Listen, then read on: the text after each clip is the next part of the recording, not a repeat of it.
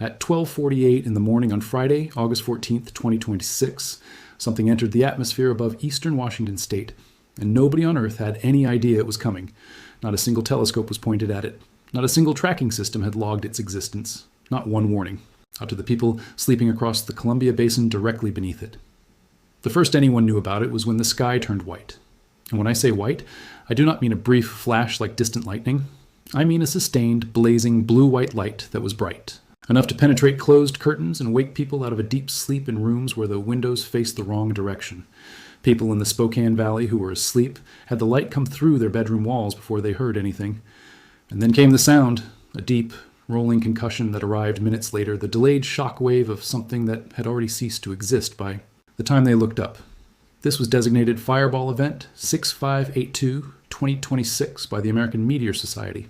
Hundreds of eyewitnesses in the states of Idaho, Oregon, Washington, and the Canadian province of British Columbia filed reports of a bright fireball seen at 12:48 a.m. Pacific Daylight Time on the morning of August 14th, 2026. By the time the sun came up that morning, 266 reports had flooded into the AMS reporting system. 27 separate video recordings were submitted. Traffic cameras in both Bellevue and Spokane had captured the event. Doorbell cameras across 3 states had caught it. And yet, with all of that evidence, with all of those people awake, with all of that footage sitting on hard drives within minutes, the scientific reconstruction of what had actually happened required 3 separate data sources, a detailed analysis, and instruments that were never designed for this purpose at all. An analysis of eyewitness accounts, combined with data from 3 publicly accessible cameras, and the geostationary lightning mappers aboard the GOES satellites showed that the fireball first became visible at an altitude of 48 miles above the Washington town of Soap Lake, moving north at 33,000 miles per hour. From that point of first luminescence, it had roughly 4 seconds left. It crossed 36 miles of upper atmosphere in those 4 seconds, moving in an essentially straight northward line, and then it came apart. It fragmented about 28 miles above Sims Corner in Douglas County. So when it broke apart, it released energy equivalent to about 10 tons of TNT, causing a shock wave that propagated to the ground and led to a loud boom. Now, take a moment with that number. 10 tons of TNT. That is not a dramatic metaphor. That is a physical measurement. 10 tons of high explosive detonated silently in the upper atmosphere, 28 miles above the ground, at 12:48 in the morning, directly above a sleeping region of the American Pacific Northwest. And the people who were supposed to be monitoring the sky for exactly this kind of event had 0 seconds of warning. Not inadequate warning, not partial warning. 0. The object that produced that explosion did not exist in any catalog anywhere on Earth until the moment it started glowing in the atmosphere. It had traveled through the inner solar system on its own, orbit for what scientists estimate to be millions of years. And the entire span of its known existence to human science was the 4 seconds it spent burning up above Soap Lake and Sims Corner.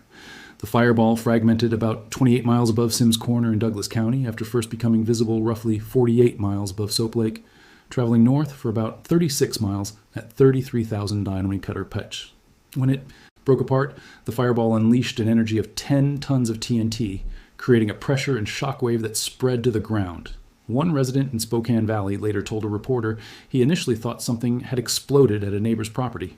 It took him several seconds, standing on his porch in the dark, to process that the light had come from straight above him, not from any direction on the ground. But what those instruments are and what they were built for is the part of this story that opens up the much larger question. They are not asteroid detectors. They are not bolide monitors. They are volcano monitors. They exist because Mount St. Helens erupted in 1980 and killed 57 people, and the agencies responsible for public safety decided they needed to know when the next eruption was approaching, rather than find out when it was already too late. Those stations were placed there to listen for threats coming from inside the Earth. On the morning of August 14th, 2026, they heard a threat that came from space, and the dedicated systems that are supposed to be watching for exactly that kind of threat heard nothing because the object was too small for any of them to have seen it coming. Let's talk about the object itself, because when you sit down with the numbers NASA published and actually run the physics, something interesting emerges. The meteor, designated 6582-2026, was observed at 12:48 a.m. PDT, about 48 miles over the town of Soap Lake in Washington, before it fragmented over the rural locality of Sims Corner with a force equivalent to that of 10 tons of TNT. The object was approximately 16 inches in diameter, roughly the size of a beach ball. It weighed approximately 170 pounds. It was moving at 14.6 kilometers per second when it hit the atmosphere. And when you take those three numbers and run the standard kinetic energy calculation, half of mass times velocity, squared, you get roughly 8.2 billion joules of energy. 1 ton of TNT is approximately 4.184 billion joules. So the total kinetic energy of this object, if every single bit of it converted with perfect efficiency, works out to about 1.96 tons of TNT equivalent. Call it 2 tons. NASA published 10. Those two numbers differ by a factor of 5, and they appear on the same public page where anyone with a basic physics formula and a calculator can find the discrepancy in under 2 minutes. Now, before this becomes something it is not, here's the straightforward explanation, and it is important to understand it clearly because it tells you something real about how this science actually works. Meteoroid masses are not directly measured in the field. What satellites actually record is optical energy, meaning how much light came out of the explosion. That optical energy is then converted into a total kinetic energy figure using something called luminous efficiency, which is the fraction of the object's total energy that was emitted as visible light. And luminous efficiency is not measured individually for each event. It is a modeled number, estimated from generalized models of how meteoroids behave when they enter the atmosphere at different speeds and angles. Those models carry substantial uncertainties. The diameter is then derived from the mass using an assumed density.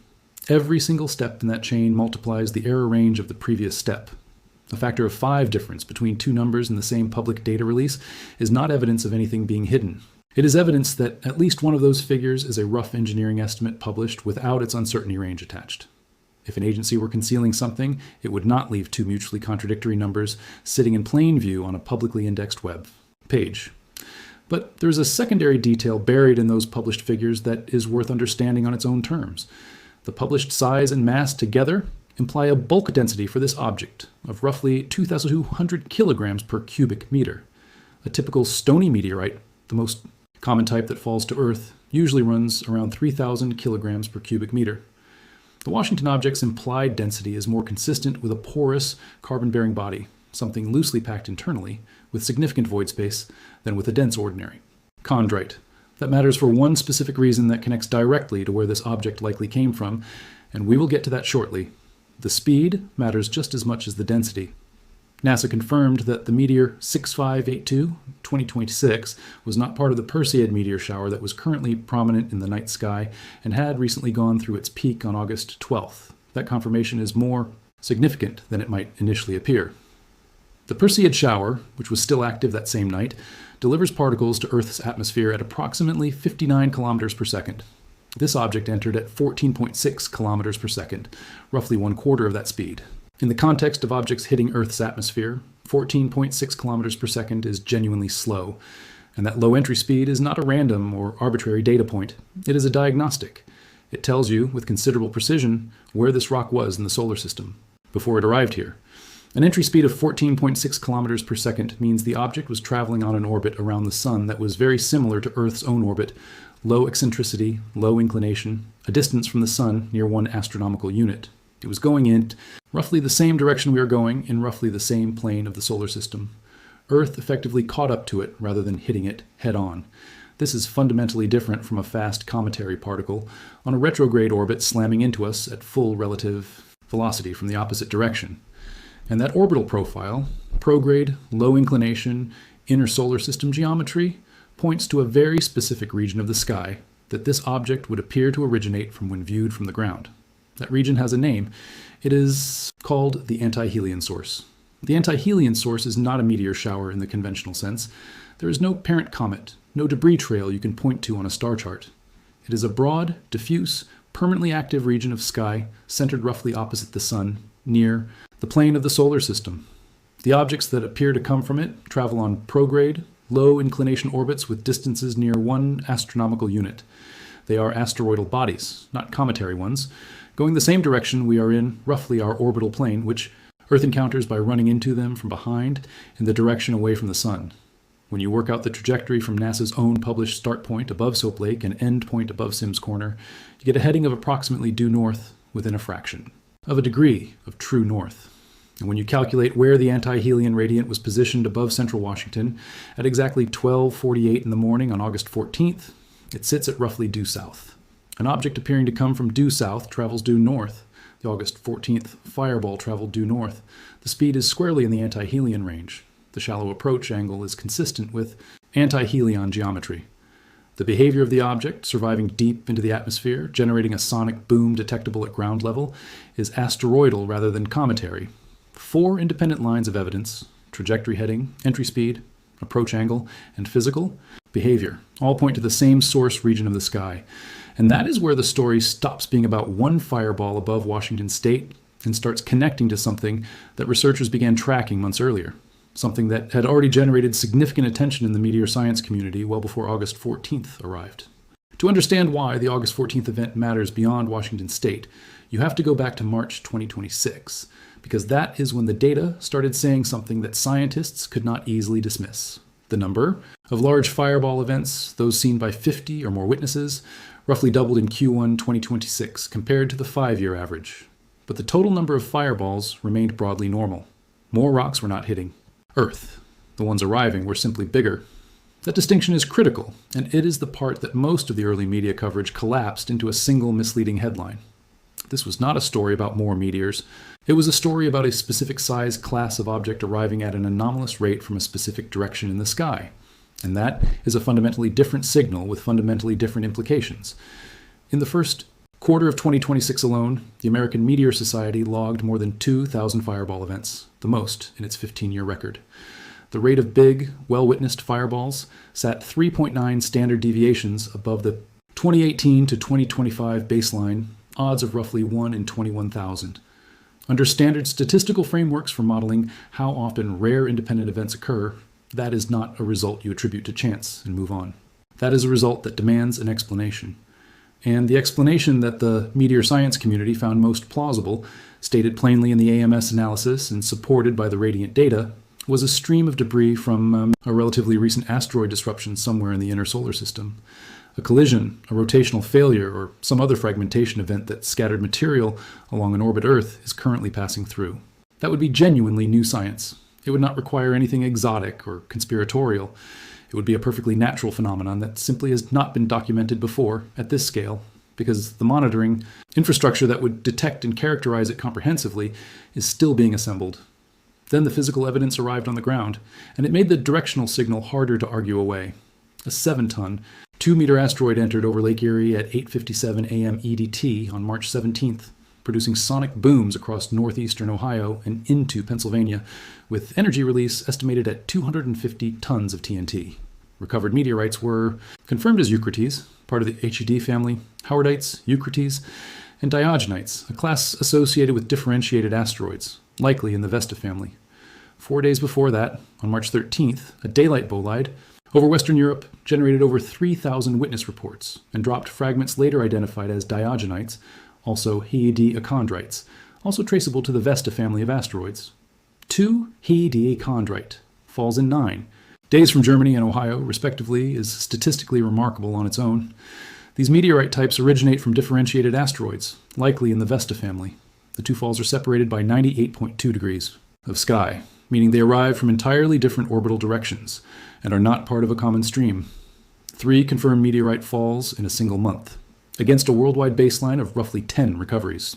Per year across all types, that cluster demanded attention.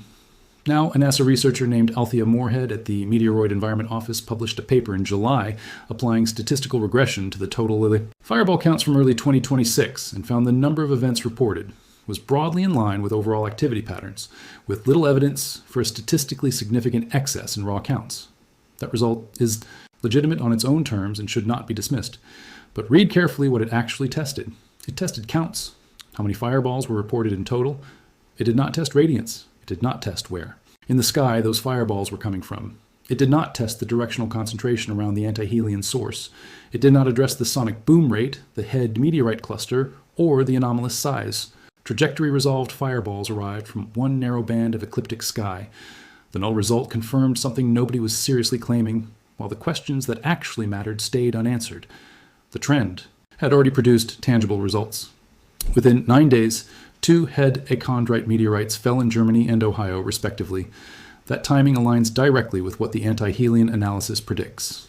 Head achondrites are a relatively uncommon class of space rock linked to the asteroid Vesta. Their composition offers a direct window into the early solar system, so confirmed falls are always scientifically significant. 2 within a fortnight is, by any measure, a notable cluster. And now, on August 14th, 2026, another object with anti-helion orbital characteristics, another slow prograde inner solar system body, another event that produced ground-level sonic booms exactly as the Q1 pattern predicted, detonated above Washington state. NASA's release stated that Doppler weather radar detected what appeared to be small meteorites reaching the surface in the area around Douglas County, with early researcher speculation pointing toward the Bridgeport and Brewster region. If those fragments are recovered and classified in a laboratory, the mineralogy of the stones will answer one of the central open questions directly. If they turn out to be Haiti achondrites, the same rare family that fell in Germany and Ohio in March, the physical evidence connecting these events to a common source region becomes significantly harder to explain away.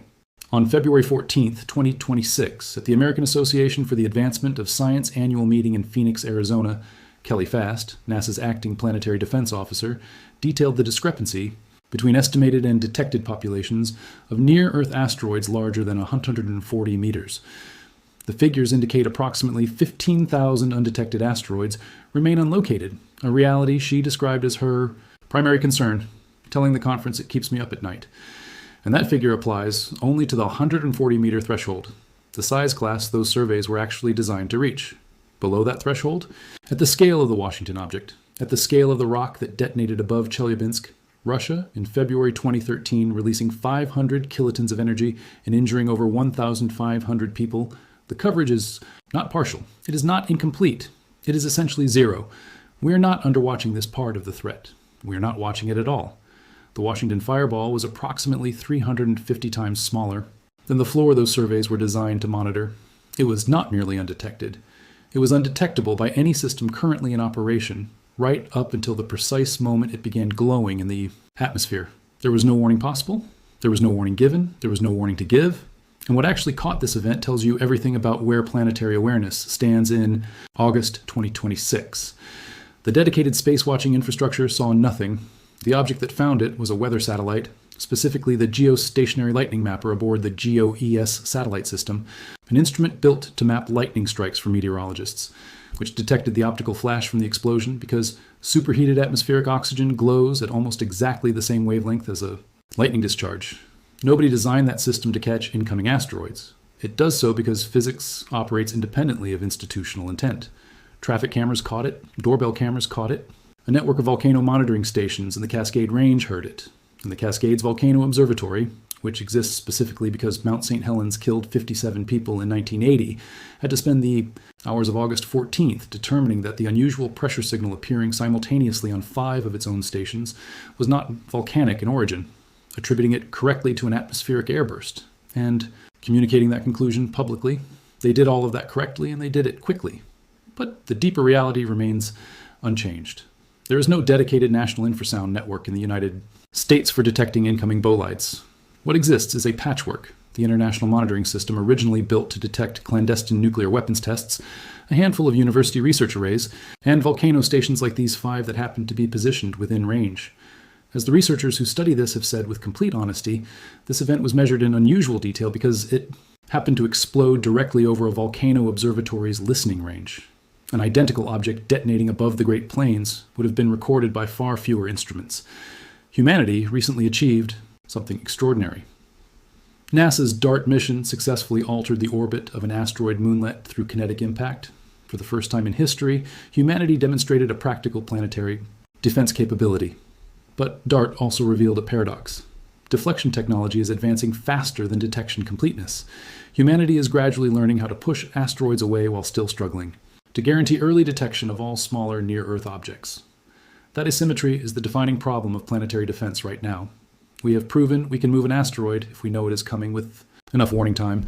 The entire architecture of every deflection strategy ever designed, kinetic impactors, gravity tractors, nuclear standoff detonations, every single one of them requires years of lead time to design, fund, build, launch, and guide a spacecraft to an intercept. Without detection, there is no warning. Without warning, there is no lead time. Without lead time, every deflection capability humanity has ever developed becomes irrelevant. The chain breaks at the first link, and the first link is still the weakest one we have. What August 14th, 2026 ultimately demonstrates is not a failure of any specific agency or any specific person. The scientists who work on this problem are among the most rigorous and underfunded professionals in public science. What it demonstrates is the gap, the structural, systemic, mathematical gap between the scale at which the universe operates and the scale at which our watching currently functions. A rock 16 inches across, weighing less than a typical Weir motorcycle, traveling on its own orbit around the sun for what may have been millions of years, entered Earth's atmosphere 3 days ago, and not one person on the surface of this planet had any idea it existed until the moment it started burning. We reconstructed its existence backwards from doorbell footage, weather satellites, and earthquake monitors bolted to volcanoes. That is the honest state of planetary awareness in the summer of 2026. And as the people who study this have said publicly, repeatedly, and without exaggeration, the next one is already out there, somewhere on its own quiet orbit. We simply cannot see it yet. The question this event forces into the open is not whether we are capable of building the systems that would change that answer. We demonstrably are. The question is whether we will decide that capability is worth funding before the next object that arrives from that part of the sky is something larger than a beach ball